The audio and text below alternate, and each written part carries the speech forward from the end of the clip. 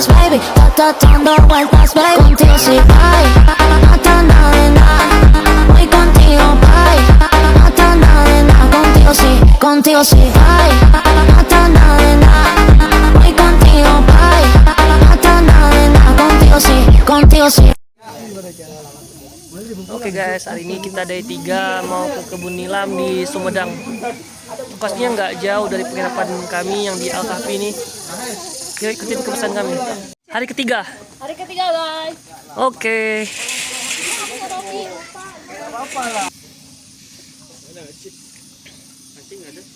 Pakai aci tapi nggak apa-apa ya. Gak muat kok nak kok. Pakai lah. Gak muat. Jempol berapa kegedean? Jempol. Jempol.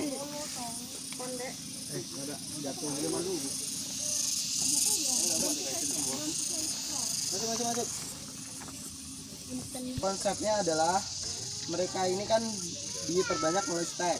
Nah, intinya mereka ini belum punya akar sehingga belum bisa menyerap air dengan maksimal.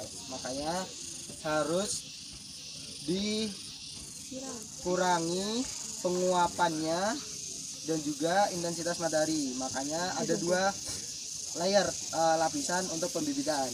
Yang pertama adalah plastik. Sebenarnya ini kalau nggak pakai plastik UV bisa, plastik biasa bisa. Intinya adalah membuat rumah sungkup kecil seperti ini. Nanti ditutup rapat agar apa? Agar tercapai namanya kelembaban nisbi. Itu kelembaban maksimal. Jadi si kelembaban ini tidak keluar dari sistem rumah sungkup sehingga kelembabannya masih akan terjaga.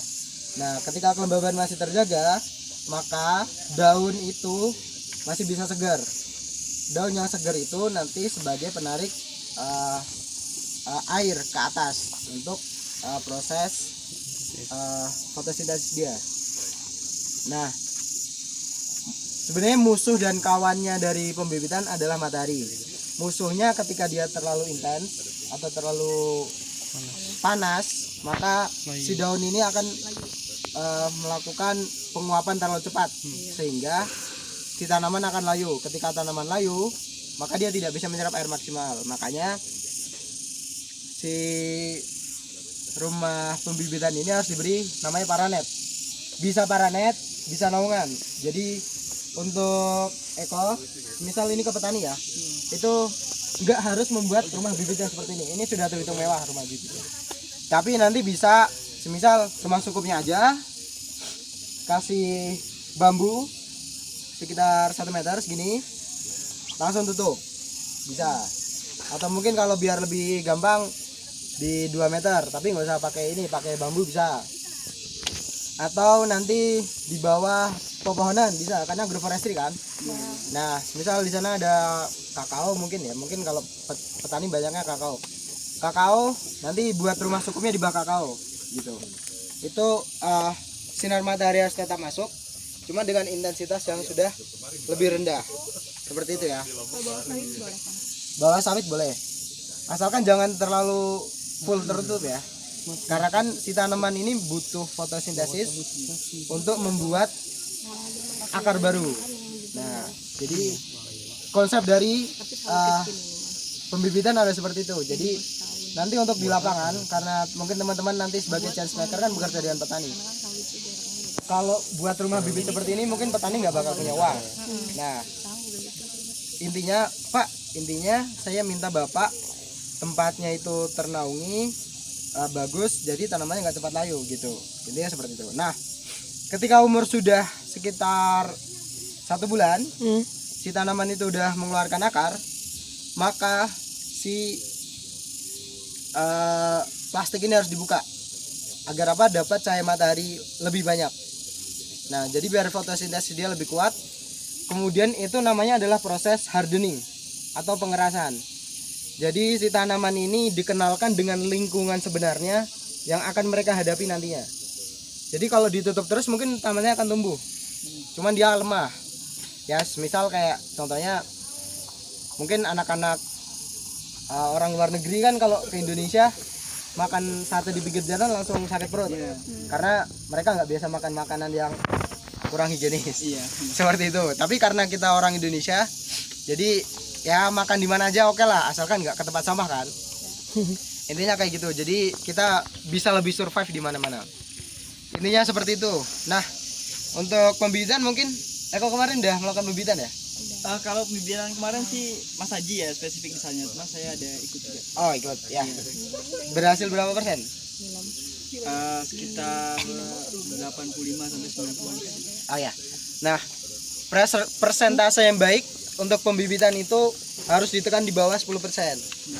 Nah, kalau di atas 10% berarti ada kesalahan dari teknis kita sendiri. Tapi kalau di bawah 10% itu bisa dari ya tanamannya. Ini sebenarnya contoh yang kurang tepat ya, cuman buat contoh aja.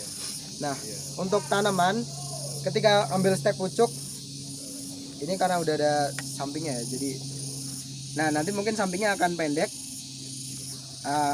Kita harus cek ini kan terlalu lembek, ini udah lumayan kuat. Nah yang terlalu lembek potong aja nggak apa-apa, potong, cek lagi ini masih fleksibel, ini masih fleksibel, ini udah mulai keras. Nah yang udah mulai keras ini adalah yang terakhir gitu. Nah dipotongnya kalau saya kemarin sekitar 1 buku jari, 1 jari ya, dipotong menyamping lebih baik sih sebetulnya, tapi lurus juga nggak ada masalah. Nah daunnya dipotong yang bagian sini karena ini nanti kita masukkan ke dalam tanah. Nanti masukkan ke dalam tanah. Ini daun di sini juga sebetulnya dipotong nggak apa-apa untuk mengurangi penguapan.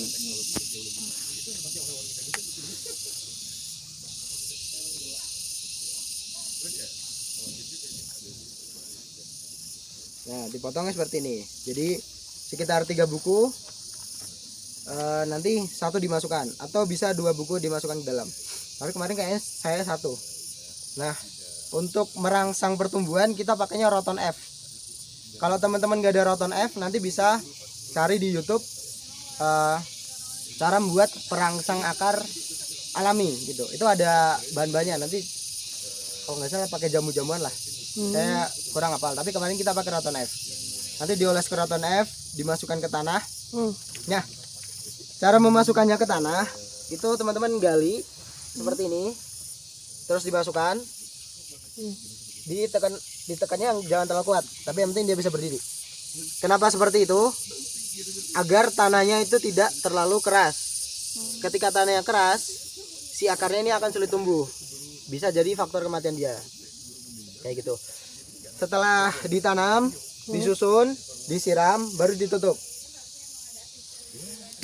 Kang, tapi kalau untuk bibit ini umur berapa dia rekomendasi untuk jadi bibit?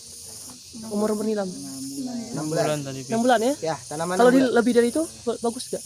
Kalau lebih dari itu, si tanaman nilam ini punya kebiasaan ketika umur 6 bulan, daun dia akan rontok. Jadi dia memasuki siklus kehidupan baru. Jadi sebelum itu sebaiknya dipotong aja untuk jadi stek ya. Iya. Tapi kalau untuk pemuliaan kan harus ada bunganya. Nah itu beda cerita lagi. Seperti itu. Ini cuma sampai tahap stek. Nah mungkin ya ada contohnya ya. Mungkin coba tolong ambilkan yang iya boleh. Oke. Dikit-dikit ya tempatnya. Soalnya ada 5 varietas ini.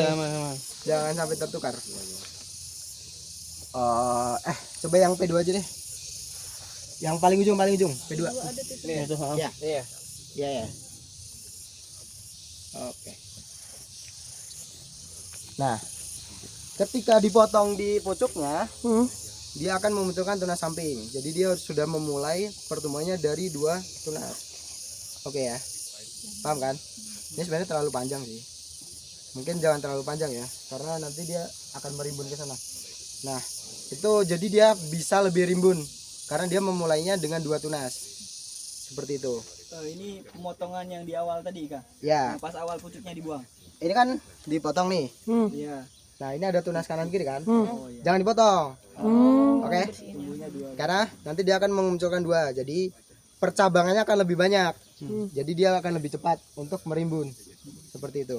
Nah, untuk umur bibit siap pindah tanam itu sekitar 1 bulan sampai 1,5 bulan. Sebetulnya itu adalah hitungan waktu, tapi intinya akarnya harus seperti ini. Ini ya teman-teman. Tapi akarnya harus penuh. Nggak masuk stres ke ini ya? nggak masuk, maksudnya tanaman stres kan dia akarnya udah pada keluar biasanya tuh. Oh ya, ini sebetulnya udah 2 bulan ya. Itu kan ada tanggalnya kalau nggak salah. Nah, itu 1 sampai 1,5 bulan. Memang semakin cepat semakin baik. Nah, sebaiknya kalau di tanah seperti ini dikasih alas plastik agar si akar itu nggak masuk ke tanah. Karena kalau kita cabut akarnya bisa ikut stres. Itu intinya. Tapi kalau waktunya tepat, jadi nggak ada masalah. Jadi ketika udah sumur 3 minggu mungkin dicek ya. Kalau si akarnya udah lebat, nah dia udah siap pindah tanam. Seperti itu. Ngeceknya harus dibuka Kang atau ada cara lain? Ya. Bisa. Bisa Sampel aja berarti gitu. Iya. dicek bawahnya. Oh, bawahnya. Kalau udah tembus, berarti dalamnya udah pasti penuh. Ya. Kalau bawahnya belum keluar, mau yakin ya harus dibuka kayak gini. Ini bisa kok dimasukin lagi gitu. Kalau untuk medianya pakai apa aja, Kang? Kemarin kita coba 2 media ya. Ada campuran tanah, sekam bakar dan pupuk kandang sama tanah pupuk kandang. Nah, menurut kita yang paling baik adalah tanah pupuk kandang. Intinya itu media itu dibuat gembur tapi masih bisa menjaga air. Misal di Bangka banyak kelapa, ada kokopit. Nah, itu bisa tanah pupuk kandang kokopit. Kayak gitu. Untuk perbandingannya kalau yang tanah sama pupuk kandang tadi 1:1. satu. Iya. Berarti yang bagus tadi tanah sama pupuk kandang ya? Saya nggak mau bilang kayak gitu. Tapi secara konsep si media ini harus gembur, ada nutrisinya, dan juga bisa menjaga kelembapan. Kemarin kekurangan sekam, dia itu tidak bisa memegang air. Jadi ketika disiram, suaranya udah hilang kan airnya. Nah, jadi sebetulnya sekam ini kurang direkomendasikan seperti itu. Nah, untuk penggunaan kokopit nanti harus direndam dulu ya, biar nggak ada zat taninnya.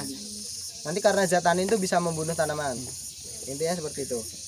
Nah, kayak gitu teman-teman. Ada yang mau ditanyakan dulu nggak? Keunggulan varietas, Kang?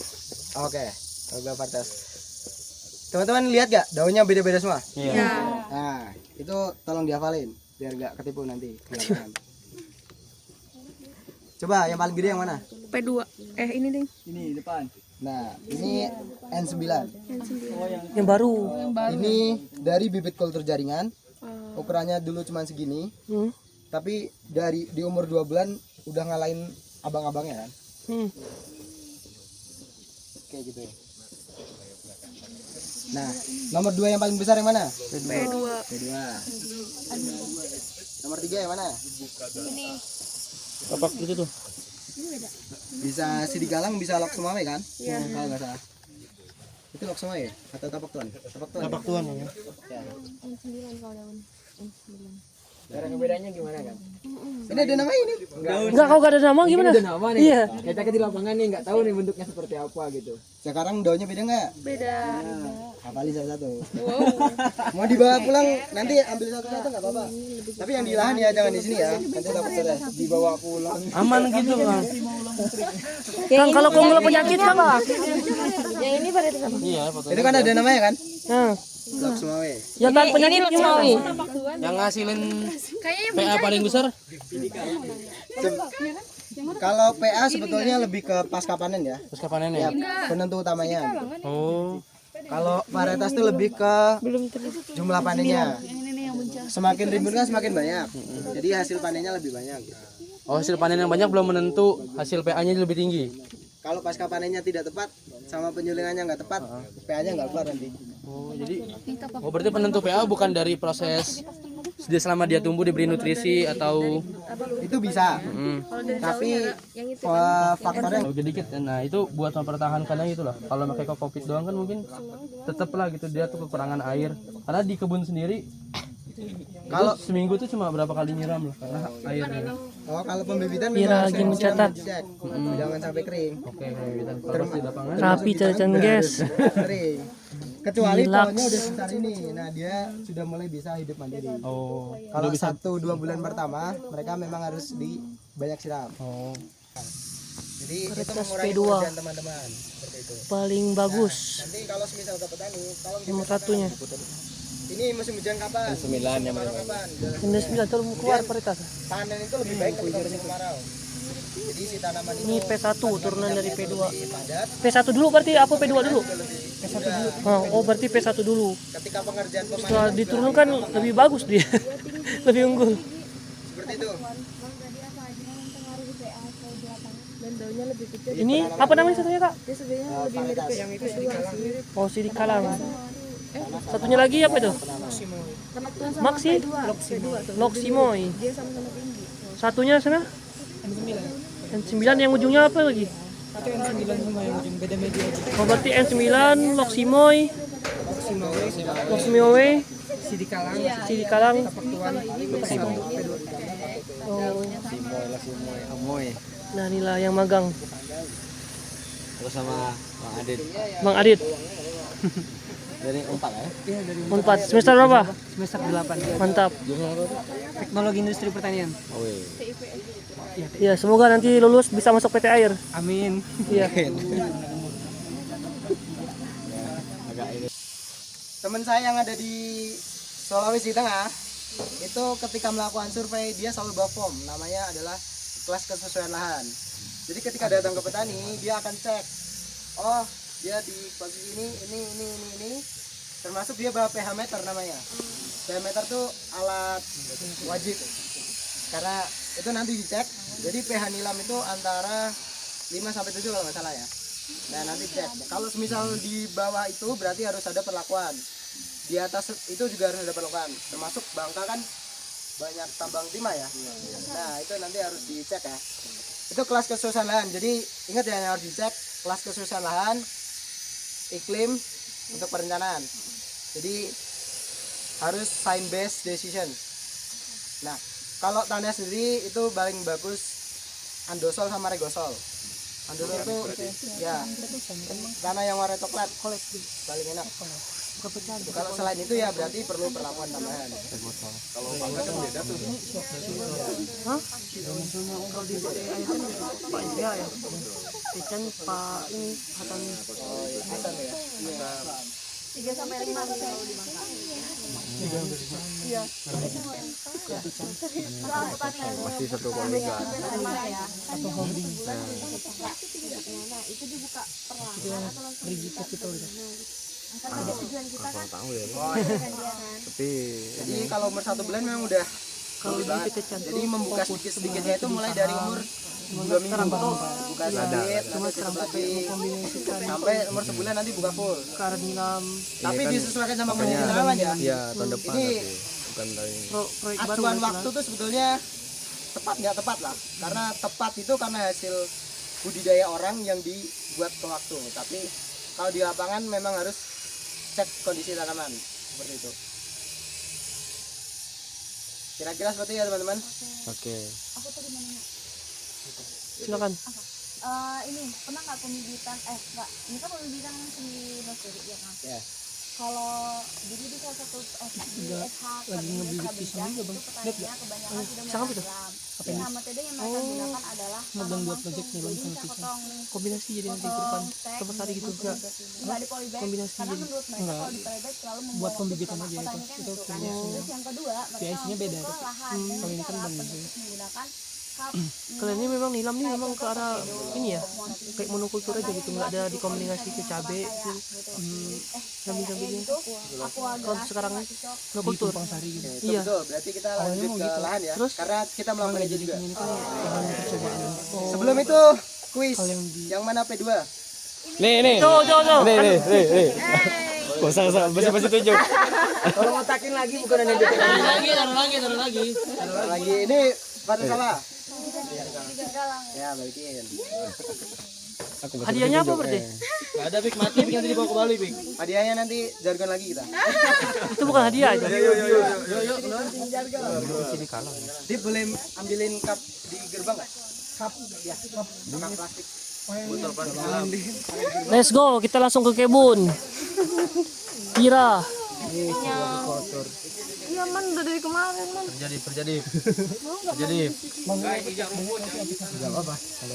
Nanti nggak boleh.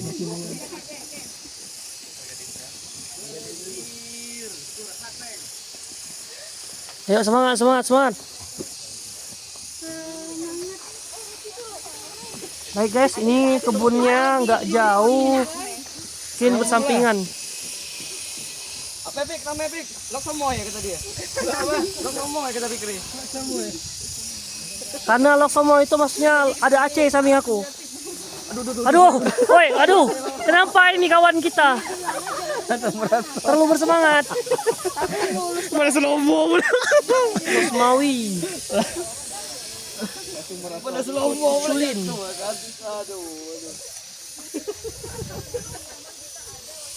Foto Culina yang kedua.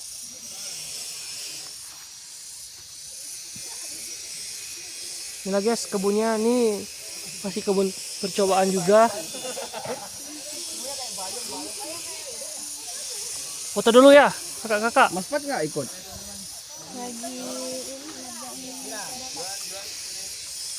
Oh iya. Jadi teman-teman kembali lagi ketika bekerja dengan Mas, petani kembali pulang, ke lokal wisdom mereka, kebiasaan mereka gitu. Karena ketika kita memaksa memberikan apa namanya teknologi baru yang mungkin mereka tidak sesuai, karena nanti mereka akan resisten lah seperti itu. Nah kayak gitu. Nah ini memang adalah cara yang biasa dilakukan oleh petani, termasuk teman saya Ivan di Sulawesi.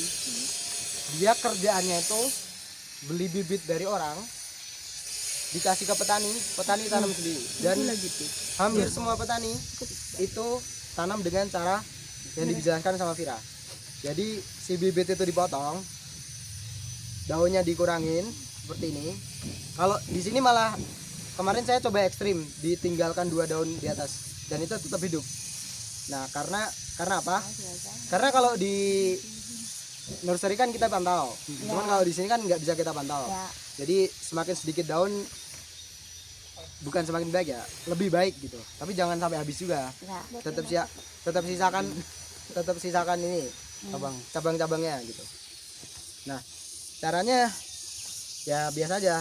Tetap konsepnya tanah itu nggak boleh padat. Jadi digali, jadi dibuat terukan. Beda sama tanah bencah. Tanahnya hitam. Kalau di Bangka gitu-gitu Udah pakai kompos.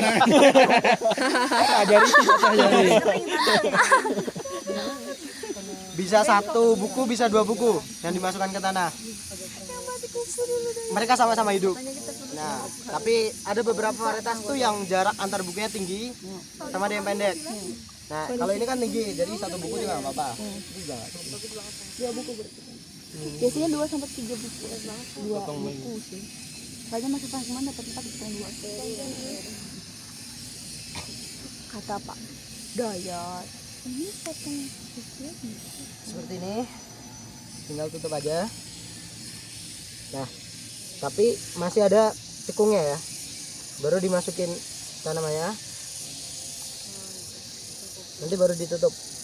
Jadi si sungkup ini agak masuk ke dalam tanah. Oke. Alasannya apa? Biar kalau hujan itu enggak roboh sama kena angin. Nah, cara ini bisa berhasil ketika penyiraman cukup.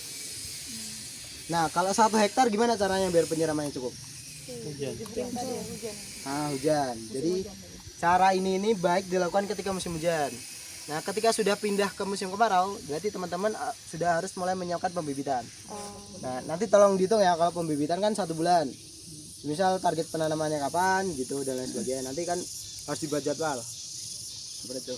Nah, seperti ini. Nah, tapi ini kan nggak ada matahari sama sekali dan lembab. Makanya ketika udah umur 2 minggu nanti agak dibuka biar ada udara, biar nggak busuk. Nah, nanti coba dicek ya. Kemarin seharusnya 1 bulan dia udah siap hidup. Cuman ketika pas saya buka, pas waktu itu nggak ada hujan. Jadi langsung layu semua. Jadi saya buka paginya, siangnya udah layu. Ya langsung saya siram semua itu. Nah, untungnya masih bisa selamatkan. Nah, jadi ini hasil setelah 2 bulan. Jadi ini tanaman yang kita lakukan dengan cara penyungkupan. Ya, kalau ini itu dari bibit itu udah sekitar 3 bulan lebih guys. Udah bisa panen. Gitu ya. Jarak tanamnya berapa? 2 bulan ya setelah tanam ya. Jarak tanamnya ini ya sih setengah meter. Itu bentar. Jadi biar kelihatan. Ada tulisannya. Jauh akarnya. Akarnya udah Tuh akarnya udah lumayan ini ya. Dalam. Maka ini 2 ini 2 buku di dalam tanah. 2 buku. Nih. Ini 2 buku di dalam tanah. Si akarnya udah mulai kuat sampai bawah. Suaranya kedengeran nggak? Iya. Retak. Tuh. Oh, satu lagi.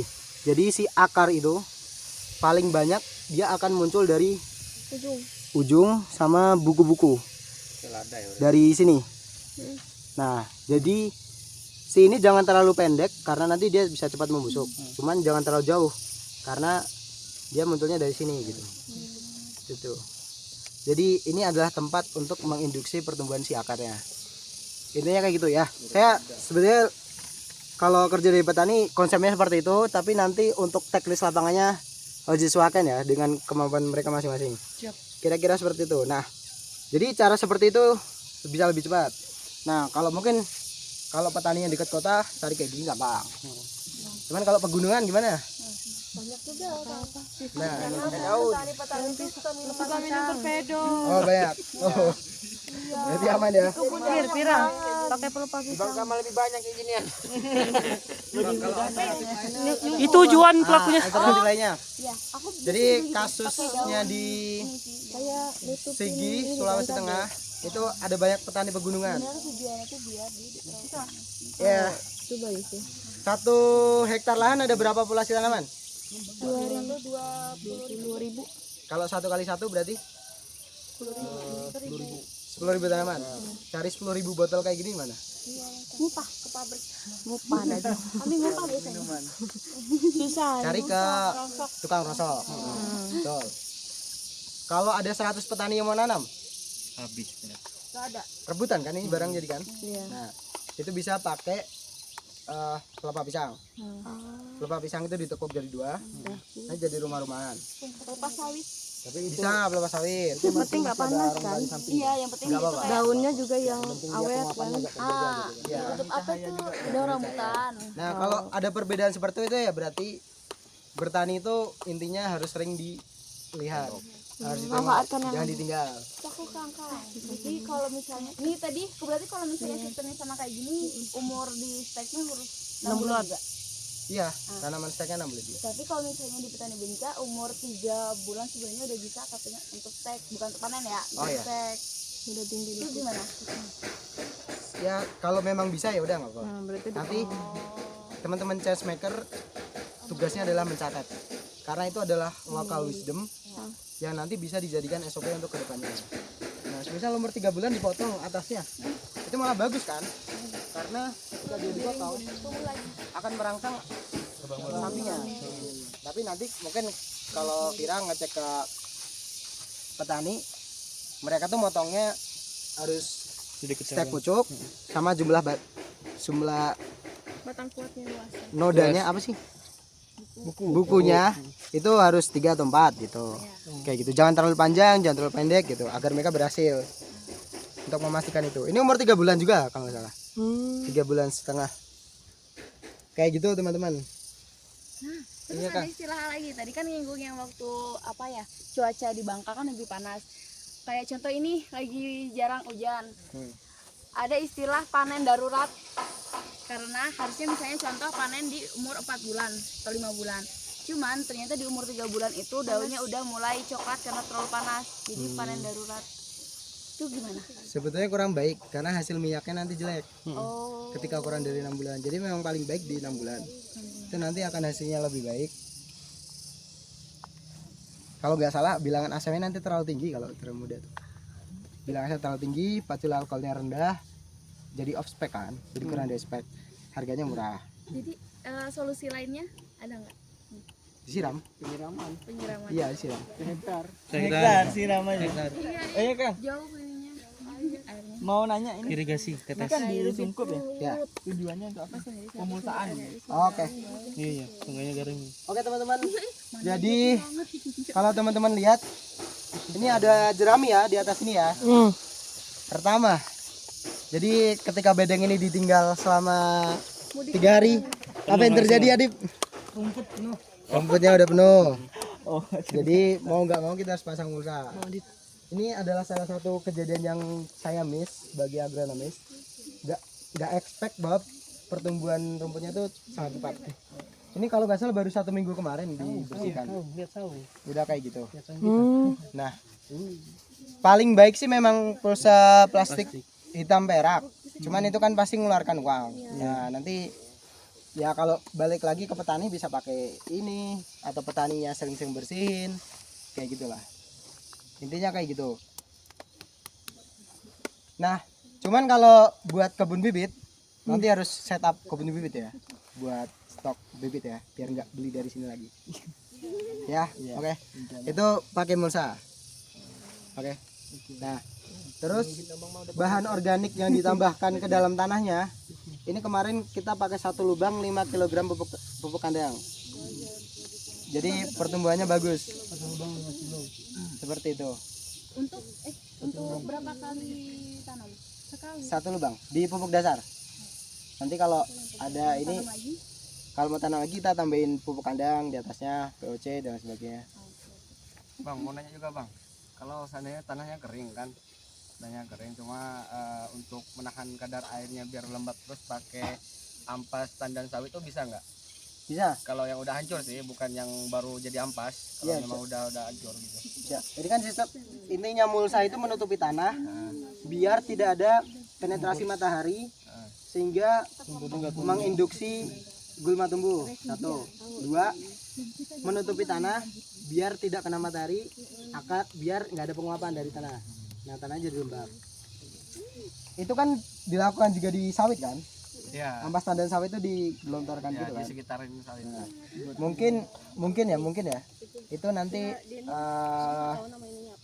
hati-hati dengan hamanya karena kan jangan terlalu tinggi, nanti ada hama kumbang tanduknya udah. Jadi lapisannya yang penting tertutup tapi jangan terlalu tebal. Itu malah bagus kalau misal ada karena kan dia jadi bahan organik. Misal nanti buat apa bakteri aktif nanti semprot siram gitu biar terdegradasinya lebih cepat. Gitu sih. Kira-kira seperti itu. Kalau hama awalnya gimana Bang? Untuk awal-awal nanam ini hamanya? Hama dan penyakitnya nilam ini mirip sama kayak cabai sama terong. Jadi jangan ditanam berdekatan. Berapa jaraknya? 1 meter. Nah, semisal yang paling berbahaya di cabai adalah layu bakteri. Itu bakteri dari tanah. Jadi memang agak sulit untuk dikendalikan. Kalau nggak salah yang tahan layu bakteri adalah Pacholina 2. Nah, kalau semisal lahannya itu layu bakteri dan kalian nggak bisa pindah dari lahan tersebut, tanam varietas yang tahan. Pacholina 2. Ya. Kalau semisal bisa pindah lahan, pindah aja. Gitu ya. Nah, kalau semisal ada yang terserang, cabut. Jangan megang apa-apa. Ini bukan belalang, bukan? Dibakar. Cuci tangan pakai sabun, baru kerja lagi. Oke? Jangan sampai terjadi cross infeksi antar tanaman. Kayak gitu. Itu sangat sulit diterapkan ke petani. Jadi nanti teman-teman harus memberikan edukasi yang cukup banyak. Kira-kira seperti itu, teman-teman. Terus ulat sama belalang. Jangan tanam beberapa orang nanam di dekat jagung, tapi ketika jagungnya banyak belalang, jangan ya. Karena belalang suka makan ini. Enak soalnya. Ya. Wangi ya. Jadi Gimana?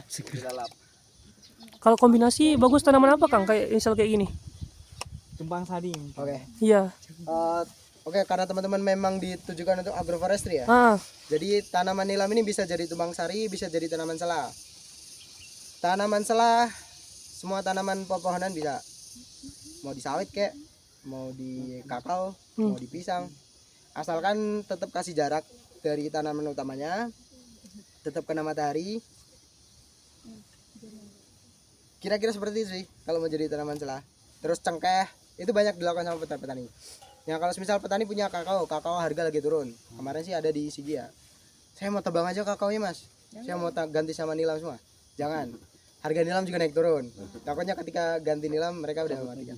Nggak punya kakao. Nah nggak punya kakao. Jadi sebaiknya kalau misalnya teman-teman ke petani, usahakan petani punya 2-3 sumber income. Ya jadi tanamannya bisa ganti-gantian. Tapi intinya jangan dideketin sama cabai sama terong ya. Nah kalau pakai kakao dan lain sebagainya, hama penyakit mereka berbeda jadi masih aman. Nah terus kalau tumbang sari, nah kalau di Sigi itu best practice-nya mereka tanam jagung dulu, baru tanam nilam. Ketika jagungnya udah umur 60 hari kan udah tinggi, dia jadi naungan buat nilamnya. Nah jadi si jagungnya ini membantu nilam biar nggak cepet kering. Nah itu bisa seperti itu. Nah, kalau banyak belalang kan? Bukan nggak boleh dicampur jagung kan? Kalau banyak belalang. Berarti nggak perlu lagi pakai toples gitu ya, kalau nanam. Kalau jagungnya udah 60 hari gitu. Sebaiknya tetap pakai toples karena mereka belum punya akar kan. Jagung kan cuma membantu aja. Intinya seperti itu. Habis biar sedikit bang. Kalau dari kimia cocoknya Kau sabar dulu gantian. konsepnya petani siapa yang lebih kan? Oh ya. Dari kimia.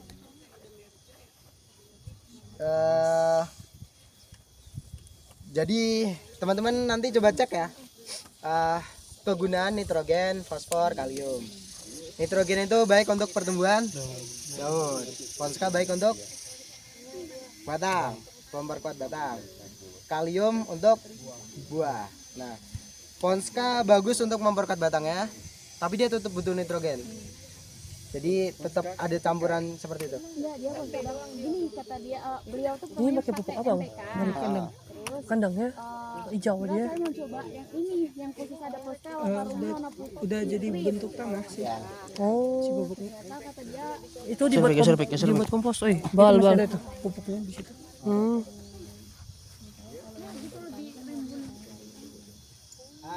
Mungkin Oke guys, ya gimana? kalau di sini udah pernah panen. kebun nilam. Belum baru mau panen. Gimana cara panen kalau misalnya di sini? Kalau panen ya, kita Ini lagi belajar sama Bang Izul. ini aja langsung ya. Hari ini juga Kita ke ujung aja jangan yang siap. Betulnya 2 ya, kalian kan 4. Dia 2 udah.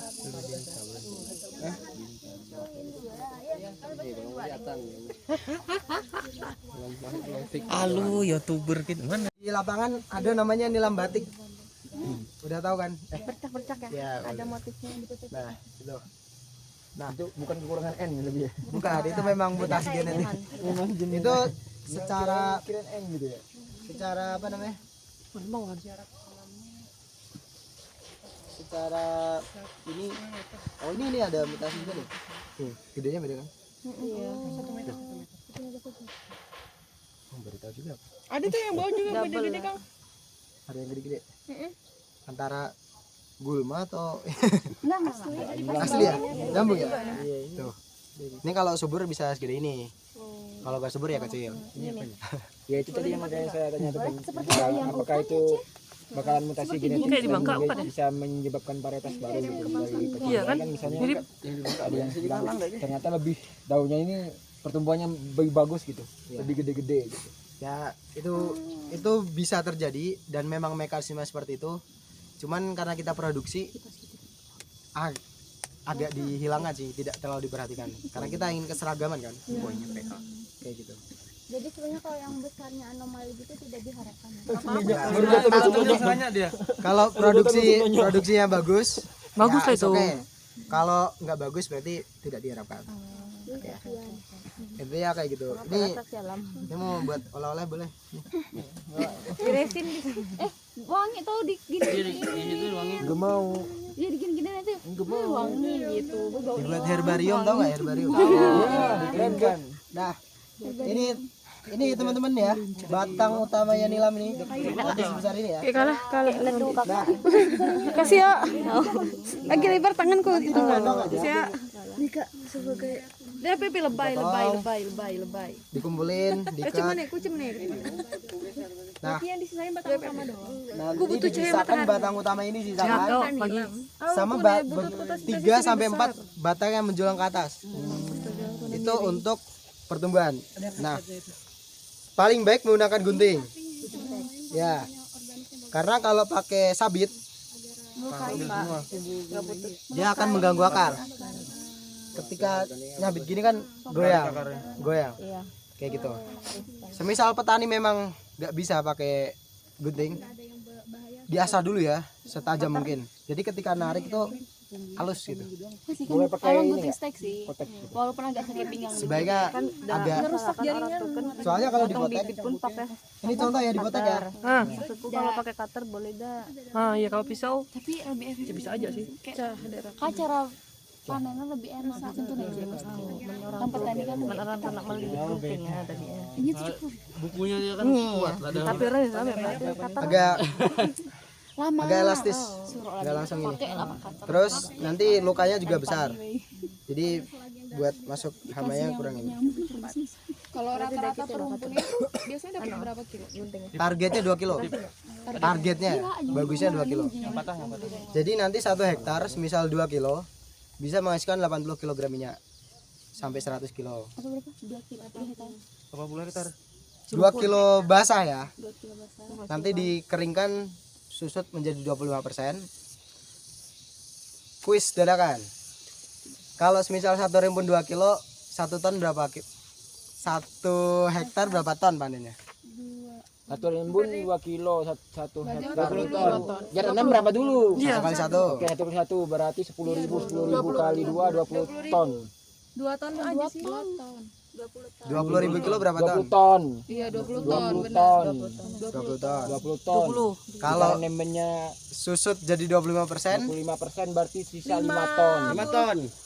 5.000 kilo bener nggak? 5 liter. Ton. Bener gak nih? Enggak. Pada lulus 25% kan? lulus SD semua kan ini? 25% kan?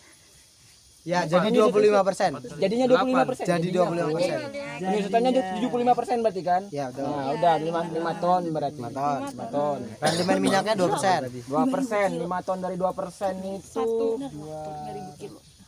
Sabar, Pir. 200 Ayo kalkulatornya keluarin. Mana yang Kalkulatornya keluarin. kilo, 200 kilo. 100 Bule, kilo. bule. Oh iya, di 2% mah. Terus dipotong sama Kalau nilam itu kalau minyak atsir itu biasanya pakainya kilogram. Ada yang tahu nggak kenapa pakai kilogram? densitasnya beda. Ya betul. Densitas massa jenisnya berbeda. Jadi 1 liter minyak nilam belum tentu sama kayak 1 liter minyak air. Minyak kelapa. Ada yang mau nyoba daunnya nggak? Jangan dimakan ya. Digosok. Ini nggak terlalu wangi sih. Persennya doang. Yang wangi apa? Dari 100 kilo tuh Pariwisata. 25%. Nanti coba aja satu ya. Habis nanti kan? Iya, daunnya. Copot semua ya. Parah. Apa dicacarin dulu? Sebaiknya langsung dijemur. Jadi penjemuran bisa 2 jenis ya. Bisa jemur di bawah matahari, bisa jemur di gantung. Kalau gantung nanti diikat seperti ini per 1 rumpun. Nanti digantung. Itu 5 sampai 7 hari. Kalau dijemur itu 1 sampai 2 hari 5 jam. Iya, betul. Sampai kering ya. 1 sampai 2 hari 5 jam. Setiap harinya 5 jam. Oh, 5 jam. Tapi pulsanya kan? Pulsa. 2 hari. Kirain satu hari 2 hari 5 jam gitu. 5 hari. 7 hari. Selama? Ya. Iya. Digantung mah 7 hari aja. Nah, kenapa tuh? 1 hari tapi 10 jam dari enggak 2 hari gitu. Ini 5 jam. 10 jam itu dari jam berapa sampai jam berapa? Dari jam 8 pagi misalnya. Pokoknya 5 jam. Dari jam 7 sampai jam 11, 12, 13. Jadi dari jam 7 sampai jam 5 lah. Nah, jamnya matahari. panasnya jam 3 sore sama jam 9 Pagi sama nggak? Mungkin itu Put. Bagusnya pagi apa sore Bang jemurnya? Bagusnya ketika ada matahari. Jam berapa? Lagi 7. gitu ya. Absolut sinematik. Nah, Dari jam 10 tuh. sampai jam 2 ya? Ya, pokoknya mataharinya itu mataharinya itu Lagi di atas. full. Nah, nanti ngambilnya agak sore nggak apa-apa biar nggak terlalu panas kan. Jadi nggak harus jam 2 diambil juga. Nah, Jadi kalau agak habis ini 2 udah hari selesai. gimana, Bang? Apa? Habis 2 hari kalau udah selesai gimana? Sama dulu. Sama. Dicacah, Oh, caca. dimasukkan ke karung. Nanti kalau udah siap suling ya langsung suling. Tapi kalau belum siap suling ya disimpan Paling disimpan paling lama berapa tolerannya? 7 hari 7 hari. di tempat yang sirkulasi udaranya baik, nggak kena hujan dan nggak kena matahari langsung ya. Minus kalau udah 10 jam berarti minyak dia kurang ya. Gitu ya kira-kira. Bang, kalau minus kalau kayak kurang dari 10 jam kayak kita langsung ke apa namanya jadi minyak dia kurang maksimal ya. Apa gimana aja? Ya minyaknya keluarnya nggak maksimal karena kan masih ada airnya. Nah, Jadi ruang kosong di dalam selnya ini kurang. kurang ya. Jadi ketika si uapnya ngedorong, dia itu masih ikut ngedorong airnya gitu loh. Jadi si minyaknya ini agak susah keluar. Ini Jul mau nanya nih, kemarin kan waktu di TOF ya, TOT, itu kan ada 3 metode kan. Pertama penjemuran full dengan sinar matahari, yang kedua diangin-anginin, yang ketiga dengan perpaduan keduanya. Itu kan yang lebih bagus kan perpaduan keduanya. Nah itu waktu perpaduan keduanya itu menjemurnya apakah dengan tetap waktu yang sama dengan misalnya 10 jam dengan 2 hari ataukah memang udah 2 jam aja cukup? Kalau perpaduan 1 hari aja 5 jam, nanti baru digantung sampai kering ya. Gantungnya sama sih 5 harian. 10 jam. Tetap sama di 5 hari ya. Apa itu? Ini by jurnal bukan by Yang experience. ngejemur ya? Kalau secara jurnal Beri angin. itu Bukan. jemur matahari bisa menghasilkan rendaman minyak yang lebih tinggi. Kalau jemur gantung itu paculi alkoholnya lebih tinggi. Nah makanya kita pengen ambil tengah-tengahnya nih, rendemennya bagus, paculnya bagus. Jadi di apa namanya? Di mix, di perpaduan caranya. Blender. Terus kalau misalnya kita simpen daun kering kan udah kering, itu bisa kan berapa lama Kang? 7 hari. 7 hari. Kalau jadi petani itu ada sistemnya mau ngumpulin dulu kan panennya beda-beda nih dalam satu lahan. Jadi beliau tuh yang penting kering dulu terus nanti dimasukin ke dalam karung bawang itu baru nanti dijadiin satu. Mungkin kayak sekitar 2 bulanan itu berpengaruh nggak sama kandungan minyaknya? Nah, yang menjadi concern, yang menjadi perhatian itu, ketika disimpan terlalu lama kan nanti dia menyerap udara lembab, jadi tambah lembab lagi kan. Terus nanti ketika lembab ditumpuk, apa yang akan muncul? Jamur. Tapi kalau makanya dia bilang beliau bilang kalau ditaruh di karung bawang, makanya bukan di karung ya, karung biasa-biasa, ya yang waring-waring kayak waring-waring gitu. Nah, Gak apa-apa nanti ikutin dulu aja beliau, karena kan ngurusin 1 hektar lahan tuh nggak segampang ngurusin 600 meter persegi. ya sih. Nah, itu nanti dicatat aja. Misal karung yang lewat 2 bulan tuh ada 10 karung, yang lewat 1 bulan ada 10 karung. Nanti catat ada perbedaannya enggak masing-masing gitu. Jadi tugasnya changemaker ini adalah membantu petani untuk mencatat. Tapi tujuannya tuh mereka tuh nggak mau kalau misalnya dipisah-pisah karena kan biarkan di sana kan biaya penyulingannya mahal ya kan. Jadi maksudnya tuh biar nunggu sekali nyuling itu bayar banyak gitu. Nah, makanya digabung. Makanya kita nggak bisa buat ikut campur. Aman, saya ngasih tahu. Iya. Tadi injak. Ya, ini kan paling bagus nih best practice. Tapi kalau ke petani, ya udah nggak apa-apa kita arahkan aja. Misal mereka 2 bulan dengan keterbatasan tersebut, ya kita ikutin aja. Nggak ada masalah. Pokoknya ikutin kondisi ekonominya petani, lokal wisdomnya petani gitu. Jadi kita mengarahkan agar tetap sesuai standar kita. Nanti coba dicatat ya, semisal yang di tahun 2 bulan tuh standarnya itu masih masuk kita atau enggak. Nanti ketika di QC itu masuk standar kita atau enggak. Kalau semisal enggak masuk standar, ya kita ngobrol ke petani. Kira-kira Pak ini enggak masuk standar, harganya nanti kurang, kita dari perusahaan tidak bisa membeli secara maksimal karena memang tidak masuk standar, kira-kira Bapak seperti gimana? Barangnya masih bisa kita serap, tapi karena pacul alkoholnya rendah, kita kasih harga seperti ini gitu.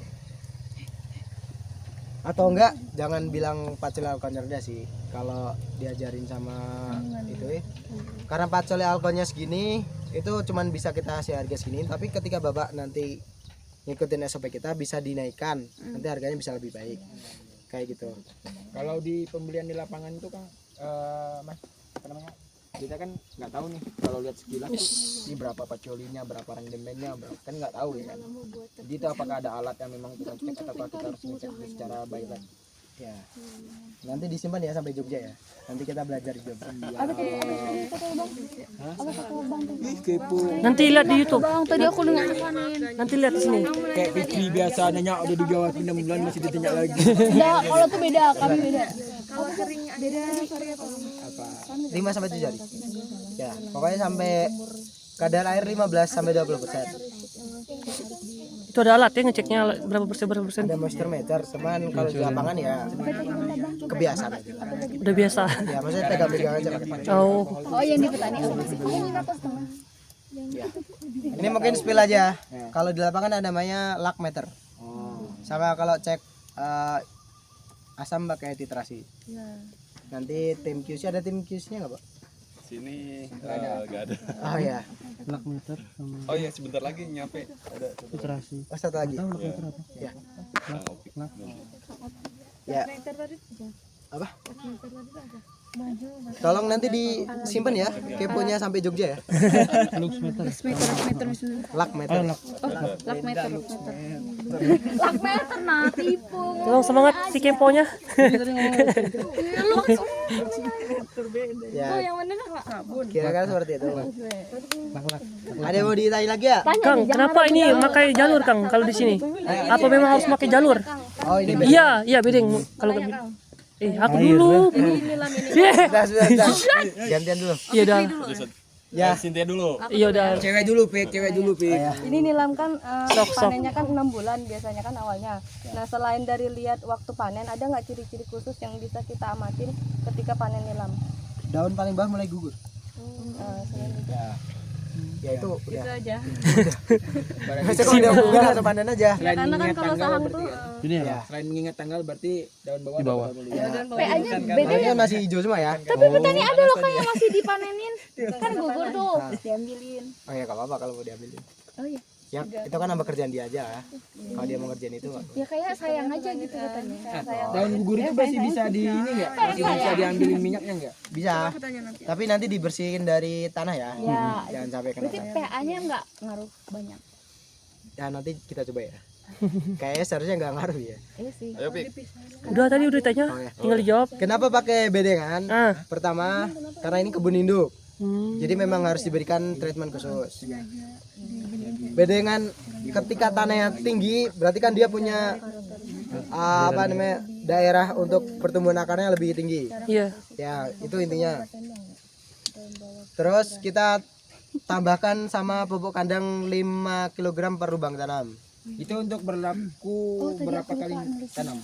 Ini Apakah sekali tanam 5 kali kilo, sekali tanam lagi 5 kilo lagi? ini untuk pupuk dasar. Jadi untuk awal penanaman. Nanti ketika sudah panen kita akan tambahkan pupuk lagi. Sebetulnya nanti di pertengahan pertumbuhan sebaiknya dikasih pemupukan juga. 15. Kalau petani biasa kan kalau bertani punya punya kambing, punya ternak. Iya. Nah, itu bisa ditambahkan. Cuman harus ingat pupuk itu harus difermentasi terlebih dahulu. Jangan langsung diaplikasikan. Karena nanti bisa terfermentasi di sini.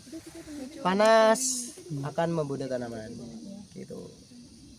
Berarti kalau yang udah segede gini bagusnya entah kita pakai cair atau pupuk padat. Balik lagi petani. Bisa cair, bisa padat. Tapi Oh. bagusnya Kalau kemarau bagus cair. bagus cair. Karena sekalian penyiraman. Aman ya. Kalau hujan kasih padat kan nggak apa-apa. Itu kan lebih ringkas ya untuk pemberiannya. Tinggal taruh. Nanti kena hujan. Satu hal yang harus diingat. Tanaman nggak bisa menyerap nutrisi ketika tanah itu kering. Jadi walaupun teman-teman ngasih NPK kilo satu tanaman. Kalau tanahnya kering, tanaman nggak bisa menyerap nutrisi ke sana. Jadi ketika sudah pemupukan, itu harus pastikan tanahnya lembab atau enggak ada hujan atau enggak ada penyiraman dan lain sebagainya, seperti itu. Itu ya. Ada yang mau ditanyakan lagi? Oh, dalam 1 tahun. Ini kan tadi kan sistem panennya disisain. Bisa berapa kali panen, Kang? Berapa banyak maksudnya gitu? Iya. Berapa kali? Iya. Panen Maksimal, pertama maksimal ya. itu umur 6 bulan. Ya. Panen kedua bisa di 4 bulan. Ya. 4 sampai 6 bulan. Berarti setahun bisa berapa kali panen? 3. 3. Kalau misalkan udah Tahun lama. pertama berapa? 6. 2. Tahun pertama. 2 kali. 2 sampai 3. Setahun ada berapa bulan? 12. Panen pertama 6 bulan. panen kedua 4. 10. Nah 10 bulan lah. Iya. 10 bulan. 6 tambah 4. 6 tambah 4 benar itu. Oh. 10. Berarti Tahun kedua. Yang ketiga 3 bulan, kata petani 3 sampai 4 bulan boleh dipanen. 3 bulan kan. Aku penengahnya. Tahun kedua berarti bisa berapa kali panen? 2 bulan lah. Dan 3. lepas sebut setahun. 3 bulanan. 3 Berapa kali? 3 kali. 3 kali. 3 kali kalau dia 4 bulan. Iya. Sebenarnya semakin tua semakin baik karena paculi alkoholnya lebih matang kan. Tapi kadang petani kan aduh butuh uang nih buat masukin anak sekolah. Obat semuanya. Enggak sih, kalau petani tuh karena tumpang sari sama lada contohnya. Nah, itu bagus. Jarak tanamnya terlalu kecil. Jadi ketika ladanya udah mulai tinggi dan ininya kayaknya udah nggak cocok lagi untuk ditanam di tahun depan, makanya dihabisin. Oh iya, nggak apa-apa. Makanya 1 tahun tuh dibagi jadi 3 aja. Ya, kalau mereka tumbang sari kan pasti beda sama Ya, monokultur. tapi kalau misalnya tumpang sari sama sawit, nah itu baru bisa dia dijangkau. Wih, Bagus sih. Sebenarnya intinya makanya saya selalu bilang secara konsep seperti ini ya, secara konsep seperti ini. Nanti kembali ke local wisdom petani. Tapi mau belajar secara konsepnya juga. Local wisdomnya buat yang secara konsep berarti. Ya. Nanti disesuaikan ya. Karena belum ada di sana jadi kita buat secara konsep aja. Kalau semisal tanahnya jelek, itu memang biar lebih murah dan lebih gampang. Itu perlakuannya per lubang tanam ya. Jadi misal tanahnya jelek, ya nanti lubang tanahnya dikasih dolomit, dikasih pupuk kandang, dikasih tanah subsoil, topsoil kayak gitu. Humus. Nah, itu per lubang tanam lebih baik. Jadi si akar tanaman nilam ini akan menembus sampai 17 cm ke bawah. Nanti lebar akarnya sesuai tajuk. Jadi teman-teman bisa membayangkan kan, nanti lubang tanamnya dibuat sebesar apa. Semisal si petani nggak punya lahan lagi ya. Tapi kalau punya lahan yang lebih baik, mending beda aja. Menyesuaikan tempat. Kira-kira seperti itu.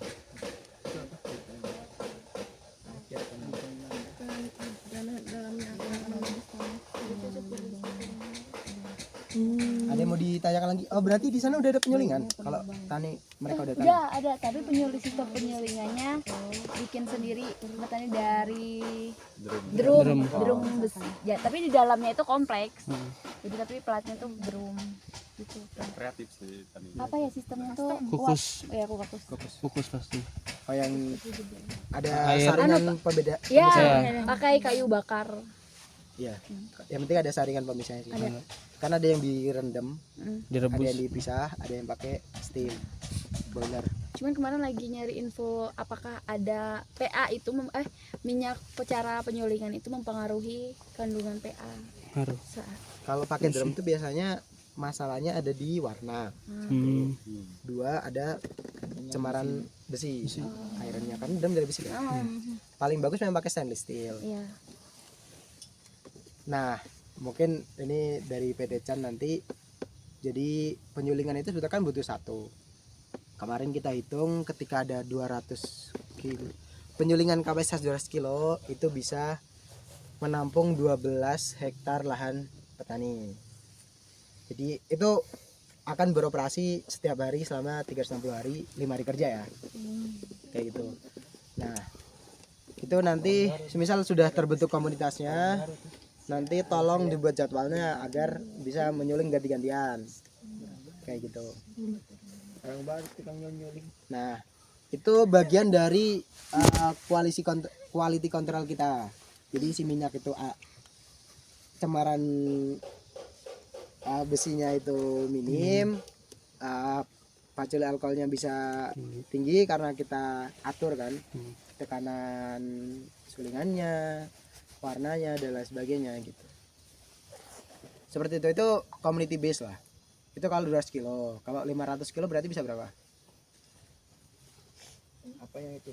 500 kilo itu berapa? 10.